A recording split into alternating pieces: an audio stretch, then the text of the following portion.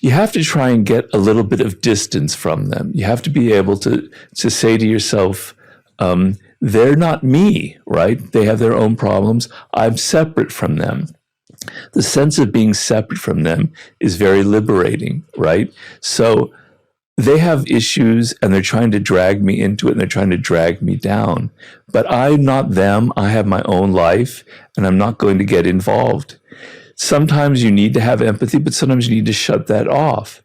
And so the best thing in life, though, is, that's why I say there's just so many angles to approach this from, is if they're like a deep narcissist, and that's probably the most common type of negative person you deal with in the world today, and we all have come across this. The power that you have is to recognize people like that before you get involved with them, and to not get involved with them, right? And so they have signs, things that you can pick up in advance. People who are toxic, I don't know if we're going to say toxic and negative are the same here. They don't show it immediately. They're good at deceiving you. They can be very charming. They can be very dramatic. They pull you in with their great stories. Sometimes they're even charismatic. A lot of important CEOs in the world, people like Elon Musk, are raging narcissists.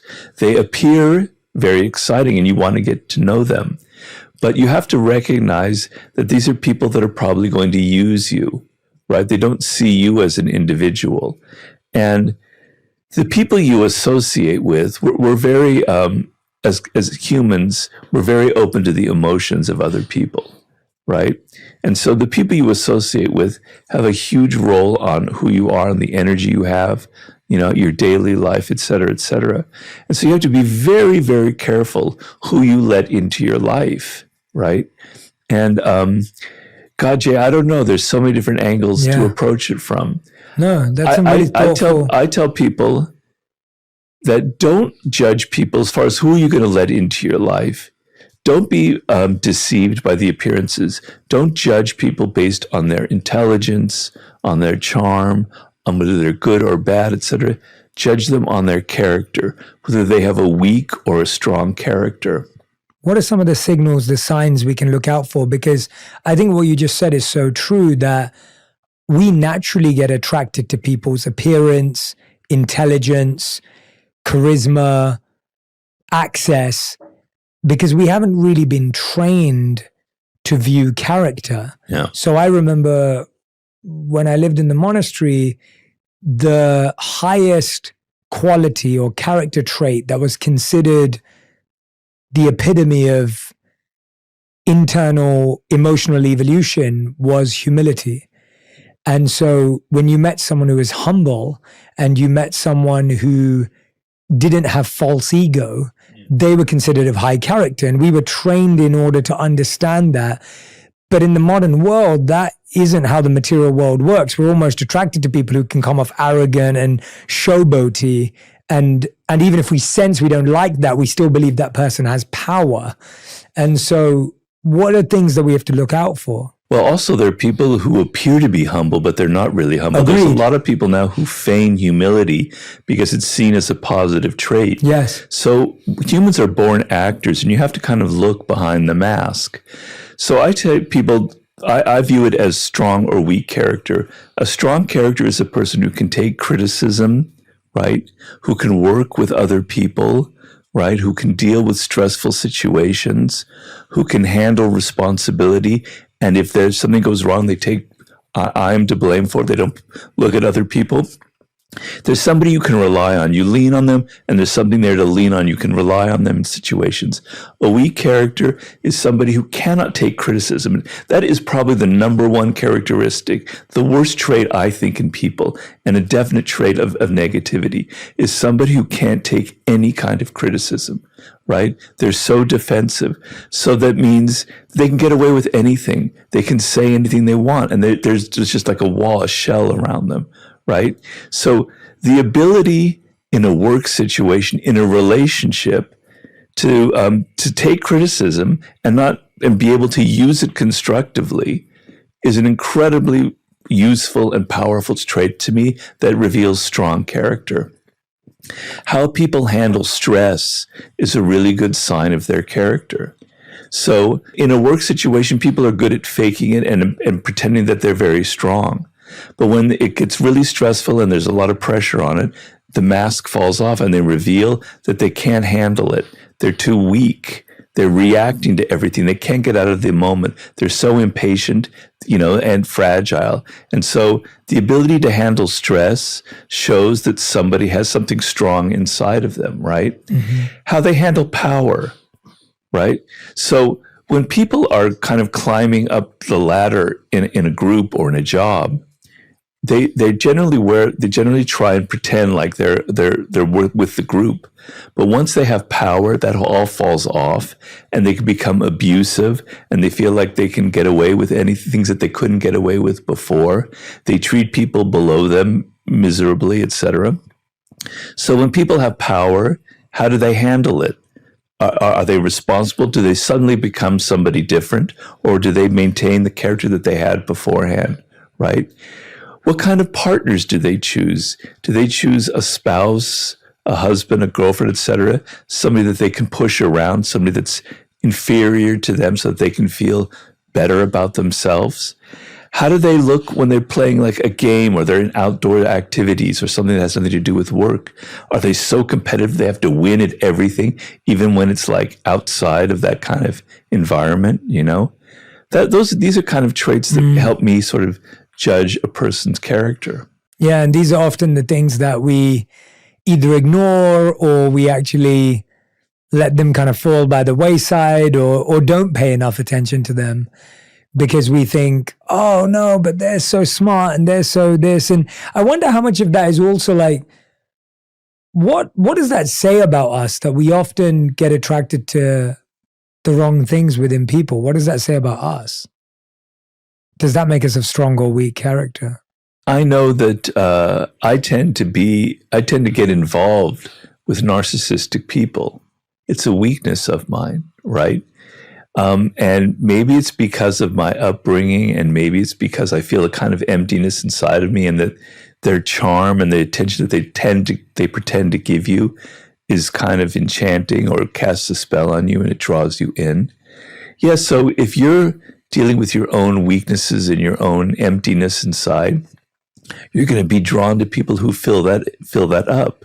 Or you're going to be drawn to causes and charismatic leaders that pretend to give you a purpose in your life because you don't have a purpose, but they have it for you, kind of thing. So a lot of it has to do, with ourselves, and we're even attracted to negative people. And there are people who have patterns in their life where they deliberately choose the worst kind of person for them, right? And over and over and over again, because at least that makes them feel alive. At least the pain of it, gives them a sense of something dramatic, and so they deliberately bring on that kind of pain. So it's complicated, yeah. When you said that often we feel an emptiness inside, and you were saying maybe because of your upbringing you felt that emptiness inside as well. Have you tried to fill that emptiness, or is there another solution? Well, to me, it's why I wrote the book Mastery. The way I fill my emptiness and how I've done it since I was a kid is through my work and through my ideas and my thinking, and how I'm constantly looking for new thoughts and new ways of looking at the world. So I find that if I didn't have my work as kind of, some people think of work as something that you just have to do, right? It's just a way to get money. But for me, it's a way to feel like I'm a human being, that I am who I am. I was destined to write these books, and it gives me every day I wake up and I know this is what I need to accomplish, et cetera, et cetera.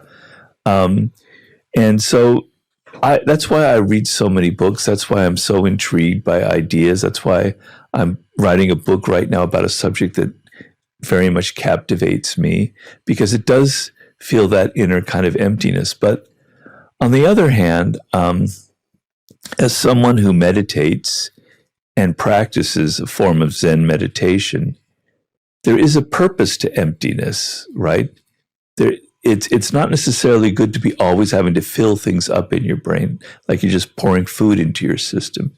There is something actually kind of intrinsically beautiful about the idea that there is emptiness, that I don't really have a self, that there is actually not, that there is no such thing as a mind. Actually, it's an illusion that we create, right? It's something it's something through words that we have. So that sense of emptiness, that I don't have an ego, or that I'm confronting the world and I'm just hearing and seeing things as they are, is actually a beautiful thing. So I have to kind of struggle against this idea of always having to fill myself up. What's something you were saying you like observing humans and humanity? What's something that you've observed about humans over time that surprised you? Well, nothing really surprises me, because I read a lot of history and I see that things just keep repeating over and over and over again. I know, though, since I had my stroke, and since I'm physically weak and there are things I can't do anymore, I've actually noticed that people respond to me differently, and it's actually very positive. So sometimes I can be very negative about people. That's kind of my inclination. That's how my mind tends to work, which is not necessarily a good thing. We all have these attitudes that make us look at the world a certain way. I tend to have a negative bent towards human nature. But I must say, people have been very, very kind to me since I've had my stroke. And it's sad that you have to have an accident like that to be able to perceive it. But I've seen another side where everyone wants to help me. They kind of empathize with the fact that I'm a little bit helpless in these situations. And it's also made me kind of feel differently about other people who have disabilities or things that they can't help in their lives. But the sense of I'm a little bit helpless and people are really eager to try and help me actually is something that has kind of surprised me in a way. Yeah, I liked what you said there, that it's sad that someone has to go through something for us to then show that sides of ourselves, which means that it's always there. It means that it exists inherently within us. Yeah. Do you think it's because why do you think that is? Why do you think that is, that if it's inherently there, we don't display it at all times to all people? I don't know. I mean, we're all born with a capacity for empathy. It's something that interests me a lot, because the feeling that I'm connecting very deeply to another person, let's say my wife, etc., is a very overpowering emotion. It gets me out of myself, and I'm seeing the world through her eyes, as opposed to me always projecting myself onto her. It's a very moving experience. And sometimes you go to a movie and you find yourself getting inside the characters, you're getting outside of yourself, and you're feeling this empathy for them, you're identifying with them. These are all very powerful emotions, right? And we all have the capacity for that. But the world we live in is actually a machinery to deaden those emotions, that sense of empathy, right? It's just put so much emphasis on ourselves, on our individuality, on who we are, our needs, the attention that we want, that we deserve. We're so focused on ourselves that natural feeling of wanting to get inside of another person. And it's very strange, Jay, because if you think about it, our inner lives are actually quite boring. The same thoughts repeat over and over and over again, the same emotions, the same preoccupations, the same anxieties. And other people, they're so different. They have their own worlds, right? It's like traveling to another country. So we should actually be much more oriented towards other people. We should have a natural interest in their world, because it takes us out of ourselves. It's like therapy. But it's been deadened by so many things in our world, by social media, by the pressures we're under, by just modern lifestyle. And so that empathetic muscle that everybody has is kind of atrophying. And yet there'll be moments where it kind of sparks to life, and you feel like, God, I want that. I want more of that in my life, more of that in my world. How do I get it?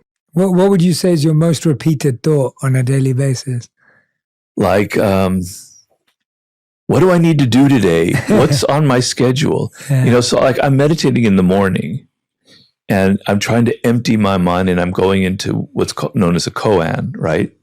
And then these thoughts keep bubbling up and they're so annoying and it makes you aware of of the machinery of your own mind. And so to answer your question, it's always like, oh, did you remember that you have to call this person this afternoon? Did you remember that you have to change that reservation? Do you remember that you have to do this, that, the other? Scheduling things. So unimportant, so trivial, where I'm trying to open my mind up to something vast and important.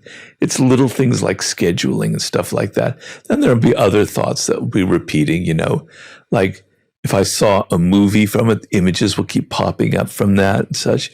It makes you aware that you're not in control of your own mind, right? How have you found over time with meditation and other practices, what have you used in order to start quietening, emptying, whatever the right word is for you, releasing those thoughts so that you can connect with the vastness, be creative or self-express? Wow, it's not easy and it's an ongoing process. And I could say I'm maybe 10% of the way where I'd like to be. But first of all, you recognize, you go through a thing where a thought pops up and it's like, why am I thinking about that? I don't like it. You realize that it's just a thought. And what is a thought? Now I know we're getting really weird and metaphysical here. I like it. But it's not real. It's a phantom, right? It has no reality. Reality is your body, the present moment, the birds outside, the sky, where you are sitting, the fact that you're alive, that your blood is pumping. These are real. But that thought in your mind is a shadow. It's a phantom. It doesn't exist. It has no reality. And so I go through this process where don't engage with it.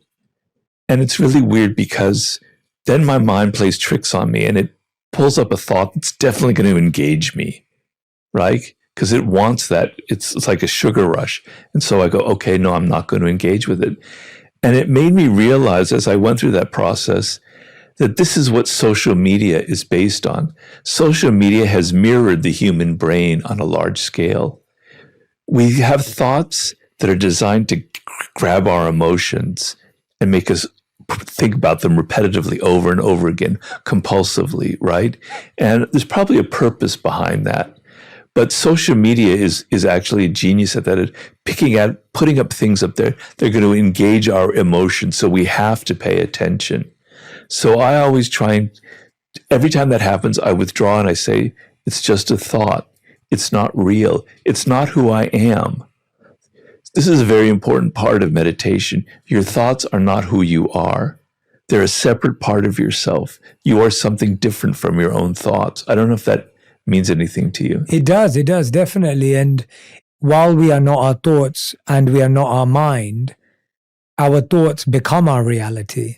Yeah. We find that a repetitive thought turns into a habit, that turns into a pattern, that turns into an action, becomes our reality. For example, I am a unorganized, lazy individual, usually translates into, oh, I forgot to send that. It didn't happen, because now it's a belief that's built up.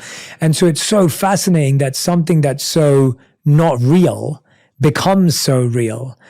And I've been really into seeing how thought editing is so useful as an activity and an exercise, because I've found so many of my thoughts become my beliefs that become my life. And I think a lot of people don't realize, because they don't realize that their thoughts are like clothes that you can change. We do believe that our thoughts are real and our reality, right, and whatever we're hearing in our head is exactly what is. Right. And we don't realize that, oh, it's like looking in your wardrobe and saying, I don't like the color green anymore, I'm going to change it for blue. Right. It's as simple as that. Well, there was something I read recently in one of the Buddhist books that I like to read that said our minds are basically topsy-turvy. They're upside down. So the reality is we don't I mean, I don't want to get too deep into this, but we don't really have a self. The self is a construction of our minds. There actually is nothing there. And that kind of emptiness, that egolessness, is enlightenment. It's a beautiful feeling. And maybe in your life, you've touched upon it briefly. I know I've touched upon it briefly. It's not the reality I have every day. But that's real. And what's not real are the thoughts. But everything is turned upside down in our worlds. And so these delusionary thoughts about people, about who I am, about my habits, etc., they become our reality when it's exactly the opposite. Right? You have to be able to be aware of that. And so, meditation is all about becoming aware of these things, because we walk around like automatons. I'm very into this writer named Gurdjieff. I don't know if you've ever heard of Gurdjieff. No, I haven't. He was he's basically from Armenia. He was in the beginning of the 20th century. He was this man who was very interested in mysticism, and he traveled throughout Asia trying to find the essence of all the different esoteric philosophies. And he created his own philosophy. And it's very interesting, very exciting stuff. He wrote a book called In Search of the Miraculous that I highly recommend people. And it's not woo-woo stuff. He was a very, very practical man. He puts it in very practical terms. But his idea is that we walk around asleep.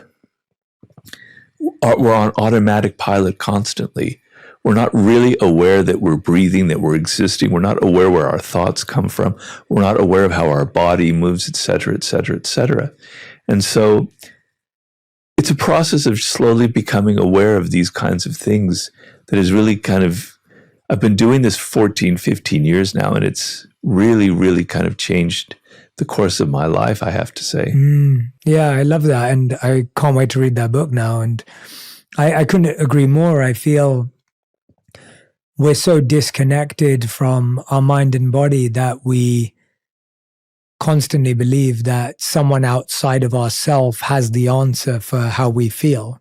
And while that may be true when you're seeing a doctor or a dentist or something of that professional nature, we don't really know how our body's been feeling for weeks or months until it crashes. And then we realize that we haven't paid enough attention to X or Y or Z, or a relationship in the same way has to end in order for us to realize that it had lost investment and energy or whatever it may be. And we're so far away from the self, or at least this version of the self, that we're not really aware. I love what you just said about the idea of how conscious are we of the fact that we're breathing, we're here, we're present, we're together, versus how much are we living up here. Yeah. And it's really interesting, isn't it? Because there's almost two realities that we're always dealing. And if we're getting too heady, I'm happy to move away from it. But it's almost like I've been thinking a lot about how, in one sense, what's out here is real, and in one sense, what here isn't. And at the same time, actually, what's going on here is the real, because it defines how I interact with everything else. And it can help me be a better filter, a better chooser, selector of the people I'm around and the places I visit. So you say you have to kind of use the mind to be able to become present. It's a process. I would say I'm alluding to that in discovery, not in pushing it, if that makes sense. Yeah, it makes sense to me. Yeah, I agree with that. Definitely. Yeah. I've been reflecting a lot recently about how most of what's happening is in the invisible world, and that's very interesting. Tell me more about that. So I was thinking that in one sense you have reality externally, the visible world, but how I make sense of that visible world is all in the invisible space. And ultimately, how I make sense of it is the reality that I experience, regardless of what's happening around me, which is why we realize that people we all are telling ourselves stories and narratives all day long, but how we're processing what we're experiencing is our reality, as opposed to the event or what someone said or social media, as you gave an example. Like, I can either sit here and say, like, I know that when I wake up in the morning and I start scrolling on social media, my mind is now moving 10 times, 100 times faster than if I don't do that. And I know that brushing my teeth and showering is a much more peaceful process if I haven't looked at my phone than if I do. Right. And so that choice is being made in the invisible world. And the visible world is simply something I'm interacting with and taking from or being affected by. Well, so we mostly live in amid things that are invisible. Yes. Right? Symbols, etc. Yes. Language is a symbol. It's not reality. And so things like government and social behavior, they're rules and codes that we abide by, but they're not visible. They're invisible, Yes. right? Yeah, definitely. And we're not aware of that. And so we're trying to raise our awareness of the invisible world. I'm always trying to raise my awareness of, why do I process this way? Where does this come from? Where's this idea taking root? It's a very interesting process to go through. Yeah, it's hard. It's like, it's not clear. It's not like here's the step-by-step process. It's just something I've been engaging with a lot. Yeah. Yeah. I like to try and go through a thing where I question all of my beliefs and things of where does that come from? Why do I believe that? Why has that become something that's so hardened into my brain? I believe that about myself and who I am, about other people. I continually try to challenge it and look at what might be the source of it, and then maybe say it could be the opposite, right? And actually, it can lead to a lot of problems because it's like my mind is always swimming, and I never really think anything is certain. I'm always, seeing the opposite side of it. But I think in the end, it's a very healthy process. How do you? I love where we're going, because it kind of comes back to your same point. Your earlier point about how someone of strong character knows how to take criticism, which means they know how to deal with the opposite of what they think or feel. And so this idea that you're sharing now, that it's healthy to be able to question, to evaluate, to assess our beliefs and values. But like you said, it's one of the hardest things to do because you get into a space of uncertainty, you question your identity, you lose a sense of direction. How do we question ourselves without losing ourselves and actually realize that that is the process of discovering and building ourselves? Like who really are you in the end? What constitutes you, the essence of you? What were you meant to accomplish in this world? Right? Your sense of purpose, to use the title of your show. What is it that makes you an individual, makes you unique, that you alone are meant to accomplish in life? Well, it's not given. We don't know it. And a lot of people really, really struggle with trying to figure that out, right? Because they've been programmed by their parents, by their siblings, by the culture, by their teachers, to say this is who you are, this is what you should believe in, this is what you were meant to accomplish in life, this is what's cool and what's not cool, okay? And so you have to question yourself. You have to say, is this really who I am? Am I really interested in this subject? Am I really interested in this kind of person, in getting in a relationship with this kind of person? And so question yourself on that level. You're getting at a deeper and deeper core of maybe who you are at essence. You're cutting away all of the social stuff that's been foisted upon you, that it has nothing to do with you, right? So in some ways, you're kind of a mystery to yourself, and you're sort of trying to solve that puzzle. And you have to ask these questions. Is this something I'm actually really interested in? Is this an intrinsically important thing to me? Or is it something that's in the culture or something that other people have told me? And questioning that over and over and over again is not to lead you into this abyss where there's nothing real. It's to get you closer to who you are, to what really matters, to what that essence of you is, to what you were meant to accomplish in life. And once you reach that inner kind of gold, then you have a degree of certainty. Mm-hmm. So I knew from a very young age that I wanted to be a writer, right? I had a struggle to figure out what kind of writing I wanted. But knowing that that's who I am, probably about at the age of 8, it allowed me to go, I'm not interested in that. I don't want to do that. This isn't important. Why am I following this career path? Why am I wasting my time here? And then, so knowing that kind of core, you don't have to keep questioning yourself. So I'm never going to question myself, Why are you a writer? Why are you writing books? You should have been a pop star. You should have been a rock singer. You should have written poetry. You should have been a lawyer. No, I'll never go there because I have that firm ground beneath me. And that's what your questioning is supposed to lead to. Get to the essence of who you are. And once you're there, you have a degree of certainty in your life. Yeah, it does. It does. And I feel like a big challenge, something that I've been thinking a lot about lately, is a big challenge of where that comes from is because we care so much about what people think, and we're scared of being an unsuccessful version of ourselves because we'd rather be a successful version of what someone else wants us to be. Yeah. And so we're scared of being an unsuccessful writer if we could be a successful accountant. We're scared of being an unsuccessful artist because we'd rather be a successful tech person, whatever else it may be, fill in your blank. And because what we think people think of us has such a strong hold on us that we can't pivot to our passions, we can't maneuver to our purpose, we can't accept that maybe I'm not what this person wants me to be. And I've been spending a lot of time in this to try and figure out, let's dive into it from different perspectives. But I guess, how much, Robert, do you care what people think of you, and how have you made sense of that over your time as someone who obviously writes that a lot of people enjoy your reading? People may disagree with you, they may agree with you, people, as you said, debate, discuss, but how have you made sense of that, and what's been your process of dealing with how you think people think about you?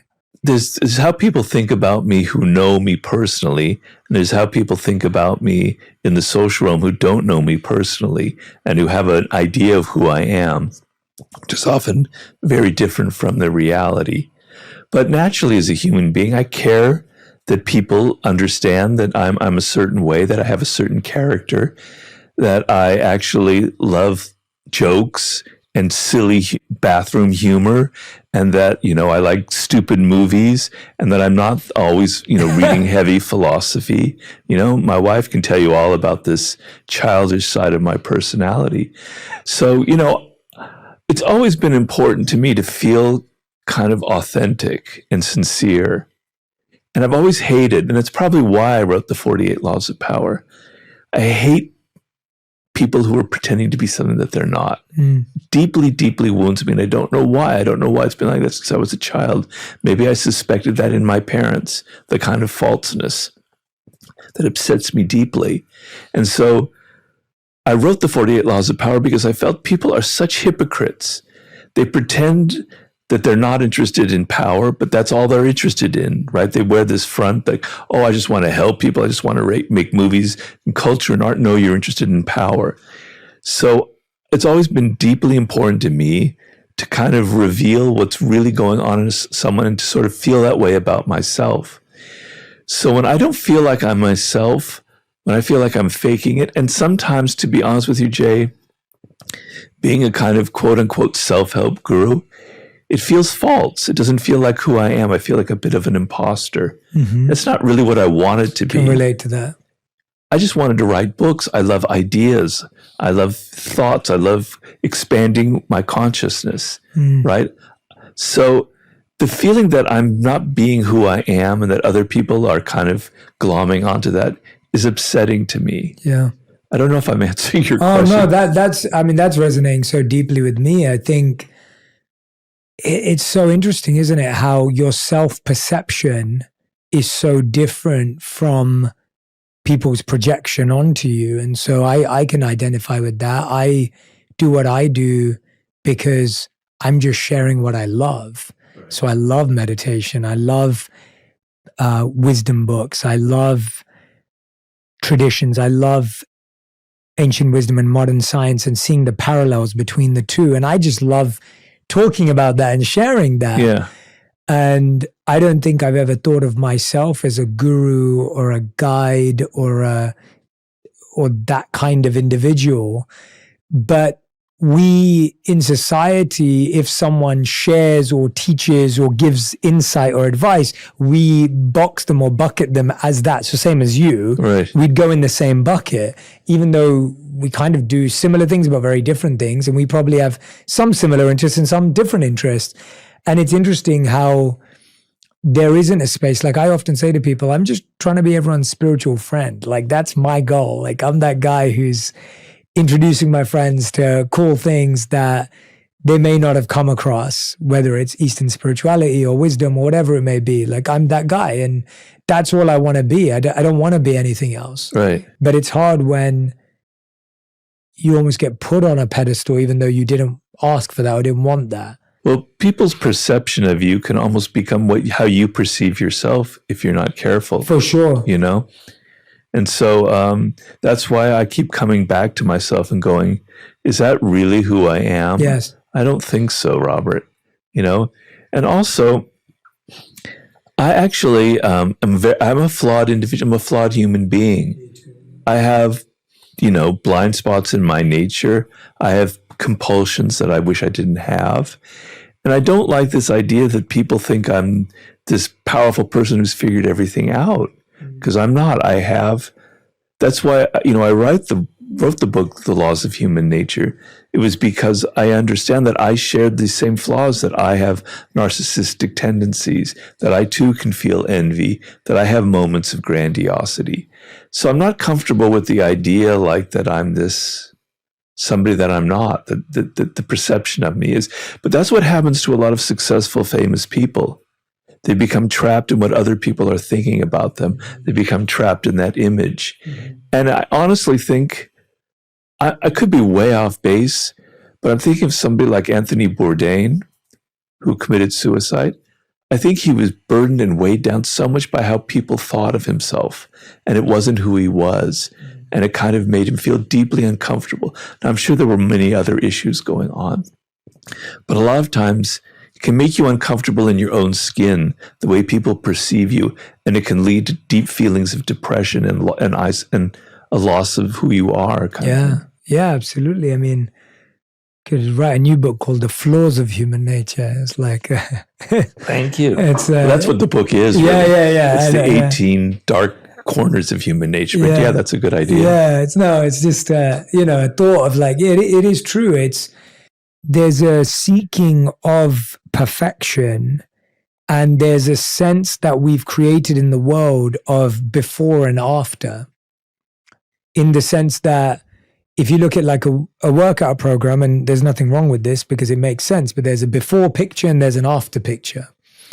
And if someone's wealthy, it's like they were poor and now they're rich, and everything's a linear before and after journey.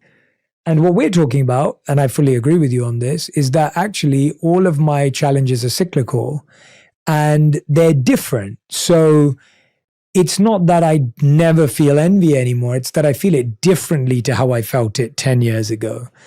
And hopefully I'm a bit better at dealing with it and understanding it and engaging with it than I was 10 years ago. But it's not that it doesn't affect me anymore. Right. And same with spiraling thoughts. It's not that I don't have anxious or negative thoughts anymore because I'm enlightened.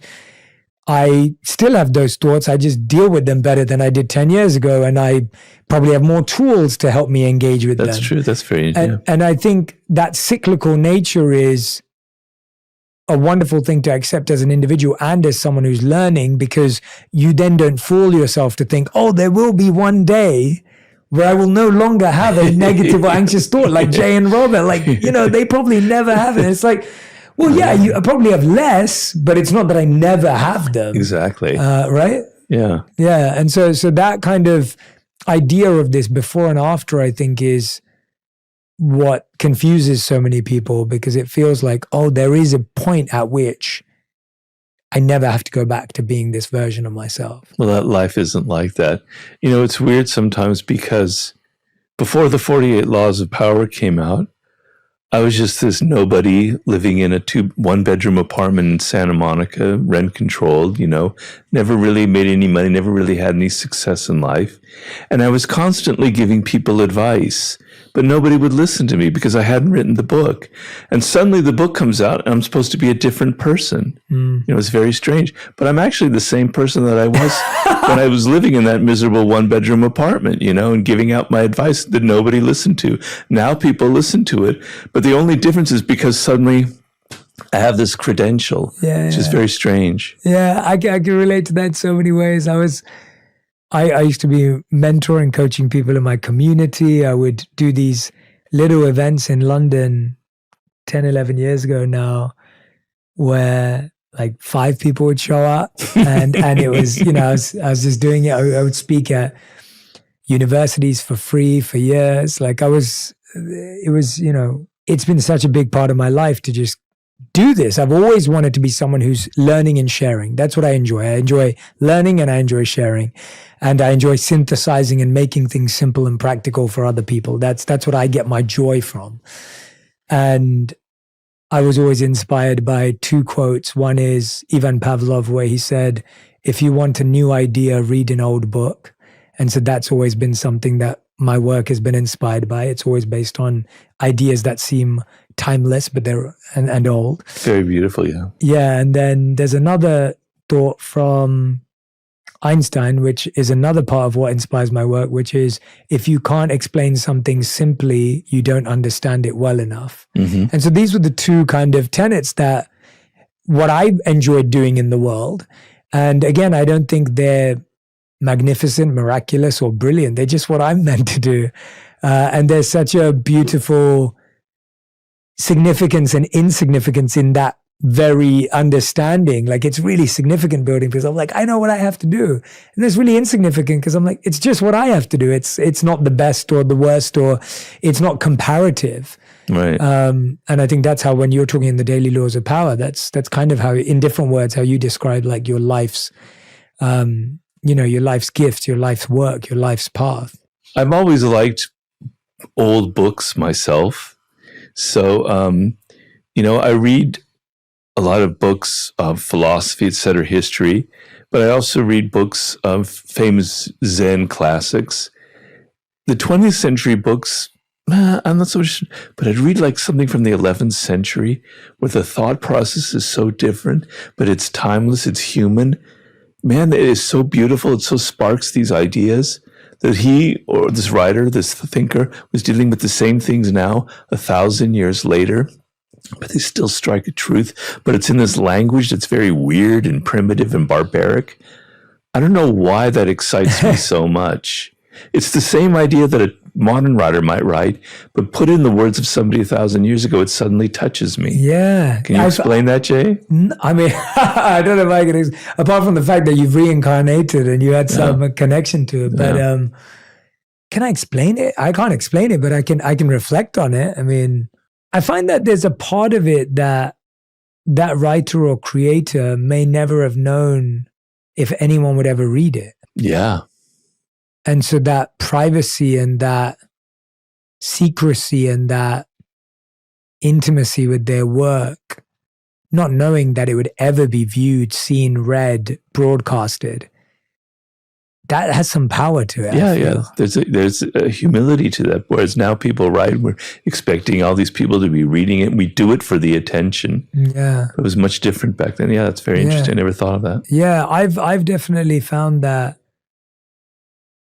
I try and sit with ideas for longer now and try and kind of, I'd love to know your process for that. How have you managed that since that moment of where you became quote unquote successful externally because of 48 Laws?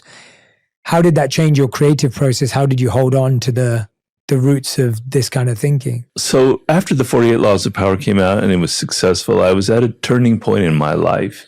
And it's a turning point that a lot of people, I think, have faced was, do I just continue redoing the 48 Laws of Power? It was successful. It worked well.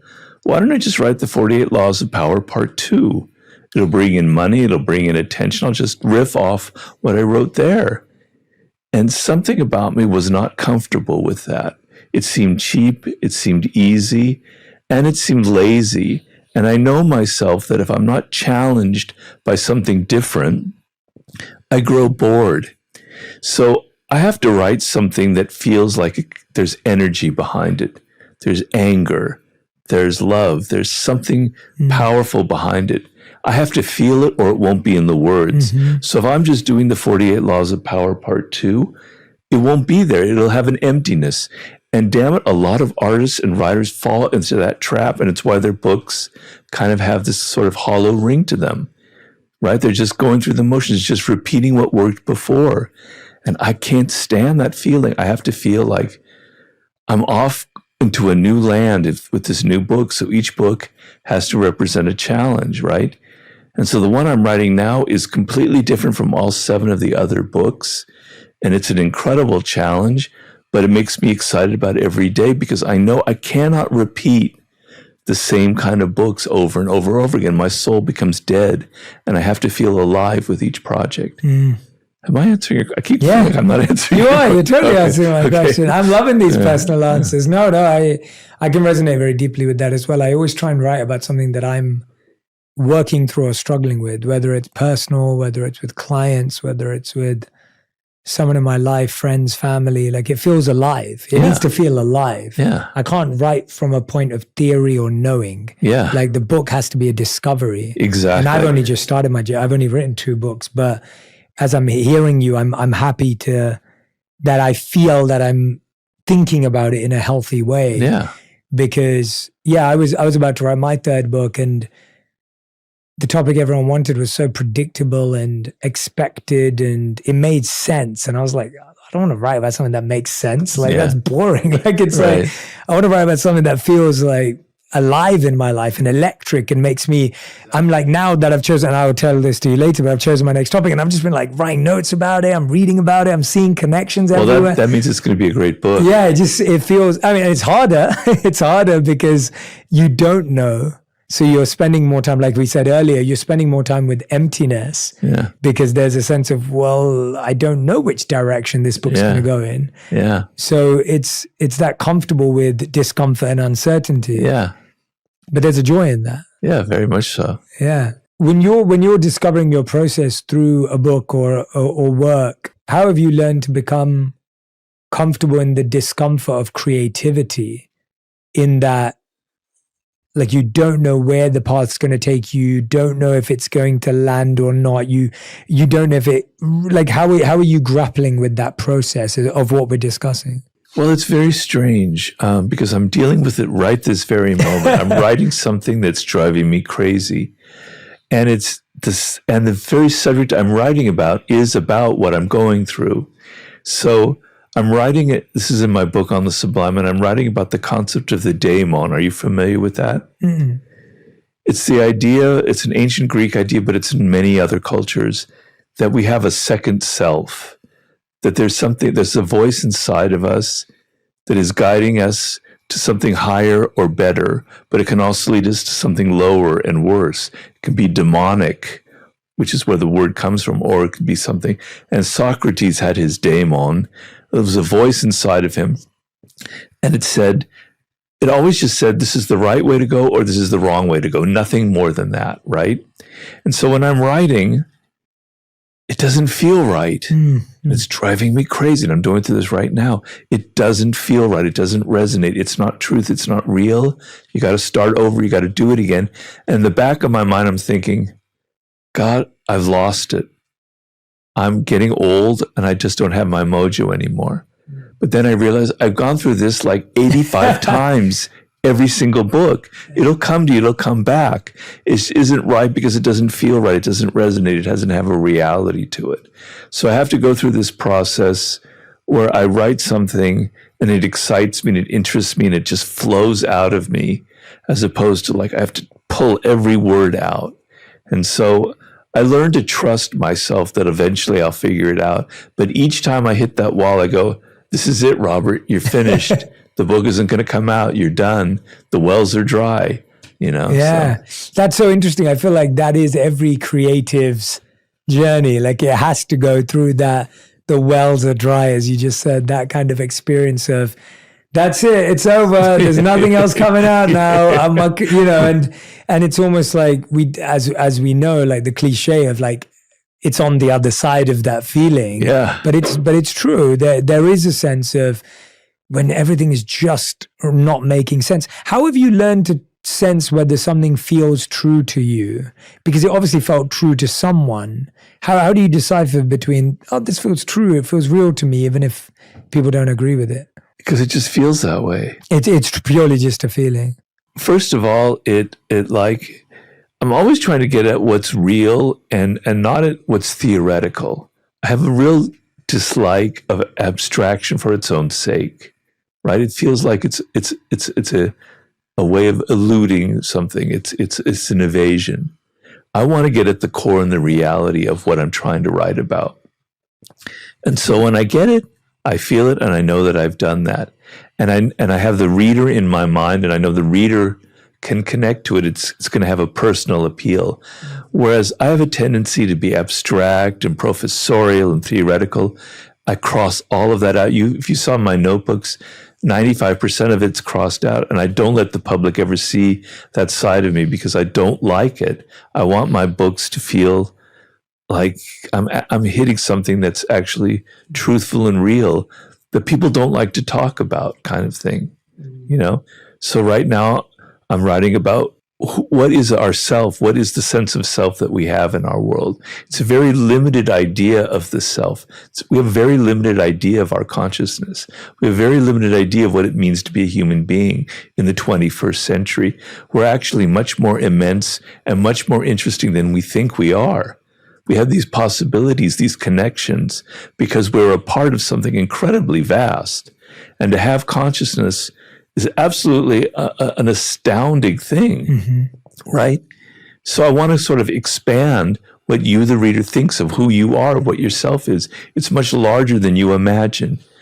But I have to convey that in language that feels right to me, that feels authentic, that feels like everybody in Africa, in China, in India, in Idaho is going to be able to relate to it, you know? Yeah, no, for sure. And I think that's what I was alluding to with that invisible world point of like how that's what we don't see. Like there's so much to ourselves that we don't see, that we're fully unaware of, that we don't realize we have access to. Right. And yeah, finding the right terminology, I find to be such there's one word that I love, which is a bit more ethereal, but I guess an astronomer could find some beauty in it. But there's a term in the Vedic literatures called Antarakash, which means inner sky. Say it again. Antarakash. Antar means inner, and Akash means sky. Inner sky? Yeah, inner sky. Beautiful. And it's this idea of how, we're so fascinated by outer space, but there's that same inner sky that exists. So just that, like the galaxy and the planetary systems and everything else, that exists internally too. Oh, I have to. But there has to be just as we have to go and do space exploration, you could do the same internally. Oh, for sure. And you discover so much. That's exactly what I'm writing about. That's very interesting. Yeah. And it's fascinating. And so, I find language as well. I find vocabulary so needed. And I feel like I grew up with a smart vocabulary, but not the biggest. And I feel reading, of course, expands that. And especially when you read history and other books. And I found that language is just so powerful. And I worry that social media exposes us to such limited language that the brain and the mind and the consciousness doesn't have the opportunity to be expansive because the words don't allow for it. If we're all reading the same memes and the same trends and the same hashtags, and it kind of just creates this very, very limited space of consciousness. Well, that's why I like looking at other languages. I speak several other languages, and I'm constantly learning them. And right now I'm reading a lot about an African culture called the Akan in West Africa, in Ghana. And their concepts of the soul, the spirit, and the body. And they have a word in there called Sun Sum. And we translate it to spirit, but then I'm reading the African philosophers who actually know that word, and they go, it's not the same as the word spirit, and then they go on and describe it. And that one word contains all of these other worlds that are so weird and interesting that the word spirit in English does not convey, right? And other languages have that sense. And so language can have that possibility where it opens up. It's not just this one track meaning. It has other valences, other possibilities to it, right? And so, we're kind of deadening our language in a way. And, if you study like other cultures, Eskimos had like 1,000 words for snow, and we have one word. Russians have like 40 words for the color blue, and we have one word, kind of thing. As the language gets smaller and smaller and more uniform, our thoughts become more and more limited and uniform. So to hear a word like inner sky, it opens up all these other ideas in your mind.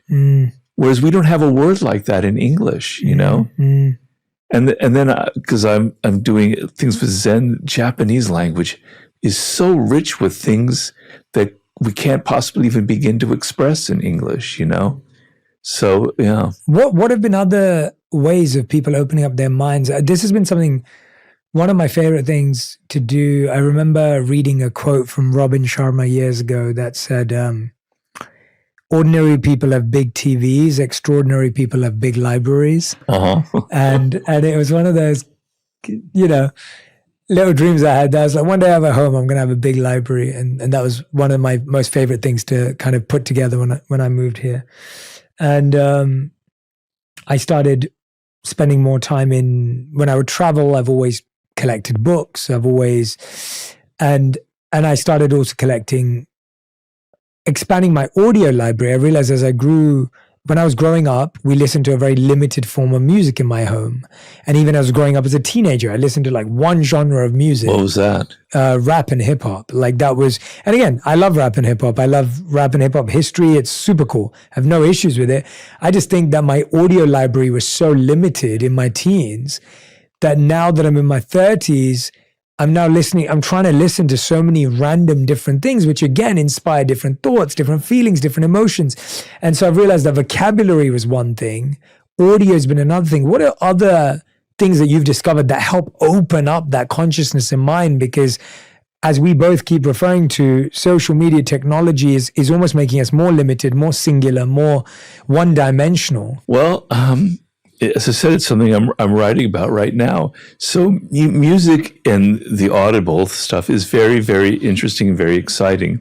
So there's this new phenomenon where musicologists have been able to recreate music from eras that we never could listen to before. So I was writing at one point about a festival in ancient Greece, and to put me in the mood, I wanted to hear ancient Greek music. Well, that doesn't exist. I mean, there are no recordings of it, but sure enough, there are. And the rhythms and the sound is so weird and alien that music captures the spirit of a time, right? So if we're only hearing these same melodies, you hear cars going by with that same kind of pop song, it's such a limited circle of harmony, such a limited circle of what music can be. But when you open up to African music, to music from ancient Babylonia, to Greece, to music in South America, other rhythms, other poetry in music and sounds, it's mind-blowing. It's interesting. So that's what I'm saying, that the human animal is much more interesting than we think it is. Reading about ancient cultures is a very mind-expansive project you can go on. Are there any books you'd recommend in that regard? You know what's so exciting now is they have these books called The Daily Life in Ancient Babylonia, The Daily Life in, I forget which city in India, The Daily Life in Ancient Greece, etc. And you get a feel for not just the grand philosophical issues, but how people ate, what their houses were like. And so I was I just wrote a chapter about our relationship to time and history. And I was trying to take the reader in my new book, I'm giving them exercises. And I'm saying, try to imagine yourself in a world 1,000 years ago and you walk out your front door, there's no mechanical sounds. There's no airplanes. There's no cars. There's no machines. It's just birds. Maybe a saw and a hammer is the most you're going to hear. That's a strange thing. There are no signs. There are no advertisements. There's no words everywhere. It's kind of empty, right? You're just wandering around. There are all these kind of rancid, weird, horrible smells because people aren't bathing. But they're very human smells, right? Your whole sensory experience is on another level. But when you live in this 21st century world where things are so sanitized, where we don't smell these things, we only hear these packaged mechanical sounds, your sensory world is shrinking down and down and down. And you realize, yeah, ancient world, they had some bad stuff. They weren't very good. They had slavery. I understand all of the negatives, so I'm not painting this portrait. But on another level, their realm of senses, their realm of language, their internal worlds were far richer than ours. And by connecting to that, by reading these books, not just the daily life thing I said, but actually text from those times, as I was mentioning when I read a Zen monk from the 11th century and the different thought processes, it opens my mind to a different way of thinking, to a different way of accessing reality. But I'm reading a lot about Aztecs because I'm sort of obsessed with the Aztecs. I don't know why. And they had these amazing spectacles. That was the thing about the ancient world, these festivals and spectacles that are far beyond Burning Man or any rock concert, right? I could describe the fire ceremony in Aztec culture that only occurred every 70 years. There is nothing you can ever imagine in your life that would be like that. It is so utterly spectacular. And so I have this 800-page book called Aztec Philosophy.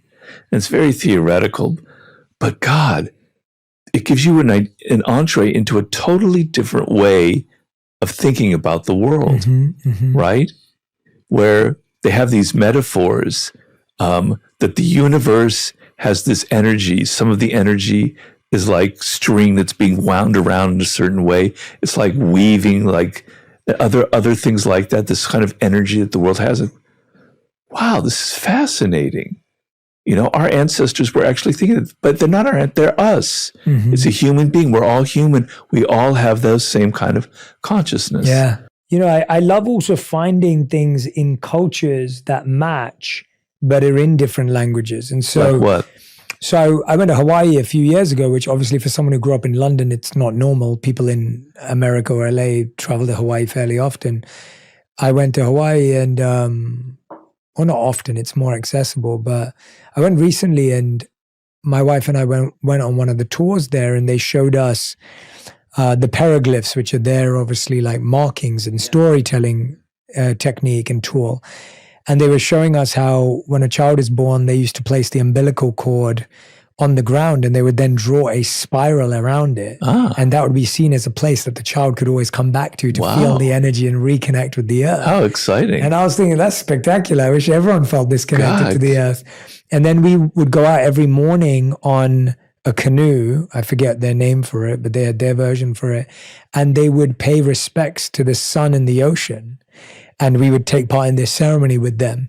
And in India, there's something known as Surya Namaskar, which it translates to sun salutation. Sure. Which, again, I've talked to Andrew Huberman about this. It's like kicking off the circadian rhythm, but the goal is you pay your respects to the sun for everything it offers to you and the energy that it provides. And so to see that in Hawaiian culture, Indian culture, and then I was in Bhutan recently. I went on a trip to Bhutan, which I'd always wanted to visit. And this is a culture that really feels like you're going back in time. Like you walk out there and it feels like what you just described 1,000 years ago. Where is Bhutan? Bhutan is landlocked between India and China. India and China. So right in between. It's where they're having their tensions, the kind of wars that's going on a little bit. Or Bhutan doesn't have a war, no. They don't even have a military. It's not part of their culture. Wow. They believe in, they're a Buddhist nation. Is it a Buddhist nation? Yes. And their practices are very protected. Their culture is very protected. Like everyone generally still wears the cultural dress. How exciting. It was spectacular. There's no there may be a couple of these now, but until very recently, there's no malls, no cinemas, no restaurants, like completely. Yeah. And it's beautiful because it's just hills and mountains. They believe that the forest will always be 70% of the landmass because they believe they're sacred. You can't trek up to or ski on any of their mountains because they're sacred. They protect them. So there's I almost felt like what you just said. There's no signs. You can't hear anything. There's no machinery. Like, it really does feel like that. Yeah. And we all of us who were there experienced this sense of slowness that you don't experience anywhere else, and not in a bad way. The mind, the gravity almost of this space was really, really powerful to experience. That's very exciting because, you can go out into nature, into the mountains, and you can feel that. And you can feel like this is what it was like 2,000, 100,000 years ago. But we don't have that feeling with human things because every city has its Starbucks, its malls, its generic culture that we've transported throughout the world. So to have a place where you can actually go back in time is fantastic. Mm-hmm. But I wish it wasn't so far away. Yeah, it's fine. It's worth visiting for anyone who wants to. It was a really special trip. But you're right. The generic culture is the right word. Actually, there's every street looks the same. Every area looks the same. I know there's a lot of passion behind local businesses, and it's healthy. People want to support local business. We need more of that because the generic culture really takes away from, like, you expect. I mean, I was in India just recently on the way back, and it's like there was a Tim Hortons, like, right there. What? A Tim Hortons, which I think is like popular in Canada or somewhere Never like heard that. of it. Is it popular in the US, Tim Hortons? No, it's Canada. All right, my wife was telling me about it, but it was just one of the.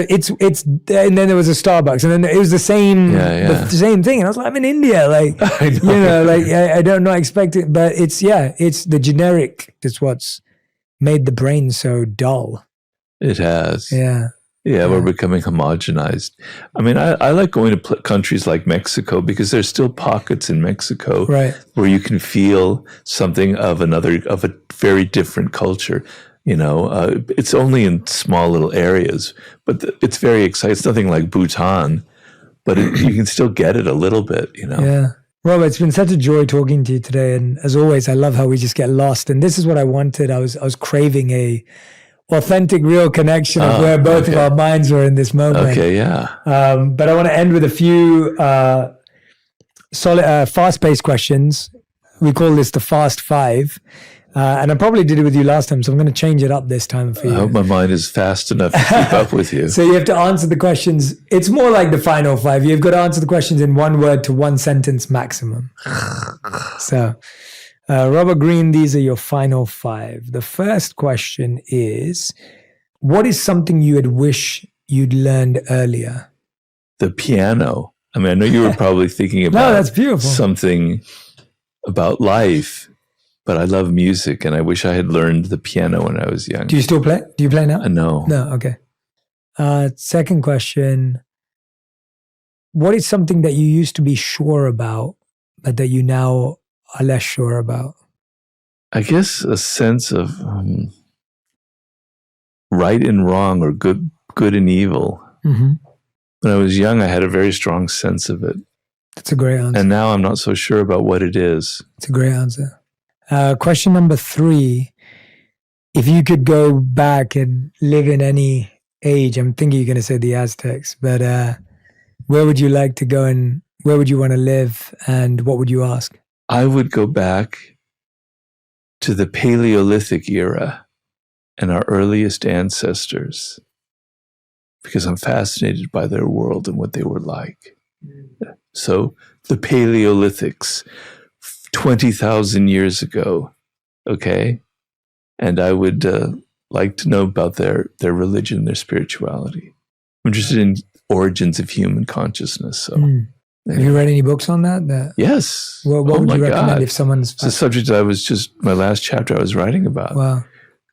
The origin of language is the origin of human consciousness. Wow. It's the same time that there were the cave paintings, right? Famous cave paintings in France, but they're all over the world, Aborigines, etc. And that was the beginning of symbolic consciousness. Yeah, there are all sorts of books written on that subject. Amazing. Question number 4. If you could have 3 people over at your dinner party, any 3 people you choose, living or dead, who would they be? One would be Friedrich Nietzsche, because I'm reading a biography of his right now that's unbelievable. The other would be Buddha. Why not? And then the other would be, it's a very odd mix of people, so I don't know if they're going to get along. That's a good pie, though, isn't it? Yeah, I'd say, okay, maybe Socrates. Okay. And let the fur fly. 5th and final question, Robert. I find these stressful. They are stressful. Something you're trying to learn right now. To be more forgiving about myself, because I'm extremely unforgiving. With yourself? Yeah, not easy. It's not been my life pattern. Where did the pursuit begin, and why is it a worthy pursuit? Well, I think because of my upbringing, I always had a feeling of never good enough. I'm never smart enough. I'm not doing enough. I'm not a good enough person, and I internalized that. And so it's probably partially led to my stroke, probably makes me drive myself too hard. And so sometimes I just have to be more forgiving. So instead of thinking, God, I'm never going to write anymore, the well is dry, the forgiving aspect is, Robert, you're tired, you're exhausted, you're doing fine, it's going to come. It will come. Just trust it. So it's kind of like, being indulgent towards yourself.